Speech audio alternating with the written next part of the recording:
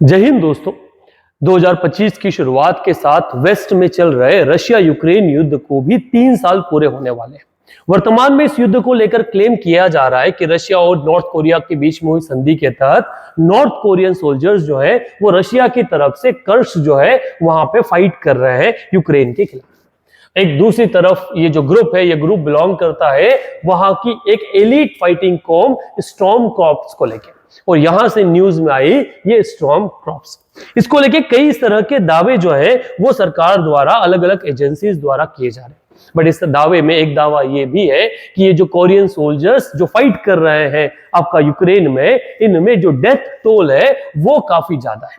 Reason in experience की, इनके पास उस बैटल ग्राउंड में लड़ने का कोई एक्सपीरियंस नहीं है, जिस कारण से जो डेथ टोल है ये ज्यादा है।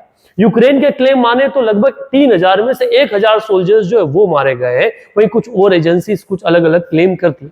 यूक्रेन का क्लेम डेफिनेटली काफी हार्ड है ये मानने में, पर आज के इस वीडियो के थ्रू बात करते हैं कि जो स्टॉर्म क्रॉप है ये स्टॉर्म क्रॉप है क्या, और क्या वास्तविकता में ये one of the dangerous crop है इस वर्ल्ड में। स्टॉर्म क्रॉप जो रशिया का जो यूक्रेन नॉर्थ कोरिया का one of the most elite crop है, ये माना जाता है कि ये जो साउथ कोरिया के साथ उसका युद्ध जो चल रहा है उनके लिए ट्रेंड, माउंटेन्स में ट्रेंड, वहां के नॉर्थ कोरिया के अलग नेचर में ट्रेंड, ये वहां का सबसे एलीट क्रॉप की कैटेगरी में आता है। अगर नॉर्थ कोरिया के क्रॉप को समझना हो तो उससे पहले वहां का जो स्ट्रक्चर है वो समझते हैं। जो नॉर्थ कोरियन आर्मी है या कोरियन पीपल्स आर्मी जिसके नाम से उसे जाना जाता है, वहां जनरल स्टाफ जो है वो रिस्पॉन्सिबल है पूरी की पूरी मिलिट्री ऑर्गेनाइजेशन को लेकर। जिस ऑर्गेनाइजेशन के अधीन पूरी की पूरी आर्मी जो है वो अलग अलग ब्रांचेस में डिवाइडेड है। जैसे इसमें 4 फॉरवर्ड डिप्लॉयड क्रॉप्स जो है वो आती है, जिसमें first army crops, second army crops, fourth army crops and fourth army crops, जो फिफ्थ आर्मी क्रॉप्स जो है वो आती है। इसके अलावा 4 रियर एरिया क्रॉप भी इसके अंदर शामिल है, मतलब बटालियंस जो है वो शामिल है, जिसमें 3rd army crops, the 7th army crops and the 9th army crop जो है वो शामिल है।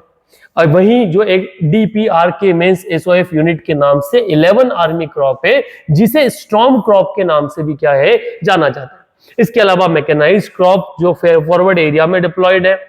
अलग अलग तरह की जो बटालियंस है वो बटालियंस हमें नॉर्थ कोरिया में देखने को मिलती है। इन सब का डेवलपमेंट जो है वो डेवलपमेंट हुआ किस आधार पर, तो साउथ कोरिया के साथ इनके चल रहे एक लंबे युद्ध के कारण। इसी में नॉर्थ आर्मी ने एक स्टॉर्म क्रॉप बनाया, ठीक है, जो फॉर्मली 11th क्रॉप के नाम से जानी जाती है। ये डॉक्चॉन कंट्री जो है उसके डीपीआर के साउथ पोंगियन प्रोविंस जो है वहां पर स्टैब्लिश है। ये कंट्री की one of the most allied है। मेन मिशंस में इन्फ्लिट्रेटिंग एजेंट के रूप में इनको साउथ कोरिया में यूज किया जाता है। फिर उसमें Boeing up the important facility हो साउथ कोरिया में, या फिर वहां के किसी की पॉलिटिकल फिगर का असैसिनेशन करना हो। ये 11th क्रॉप ही इसमें क्या होती है, सबसे ज्यादा महत्वपूर्ण होती है। 11th crop is a successor of light infantry training guidance bureau, जो क्या करता है वहां पे एक लीडिंग स्पेशल ऑपरेशन के रूप में काम करता है। अब जिस तरह से रशिया और यूक्रेन के रशिया और नॉर्थ कोरिया के बीच में संधि है एक दूसरे को प्रोटेक्ट करने में, इसीलिए सबसे बेस्ट अगर कुछ नॉर्थ कोरिया के पास ऑफर करने के लिए था तो अपनी सबसे एलीट क्रॉप थी। पर यह भी रियलिटी है कि एक्सपीरियंस कम होने के कारण ये जो क्रॉप है इसकी जो कैजुअलिटी का जो रेशो है वो रेशो ज्यादा है। यूक्रेन का क्लेम भले न माना जाए, पर इस क्लेम को भी नकारा नहीं जा सकता कि ये जो क्रॉप है they are having more casualties in the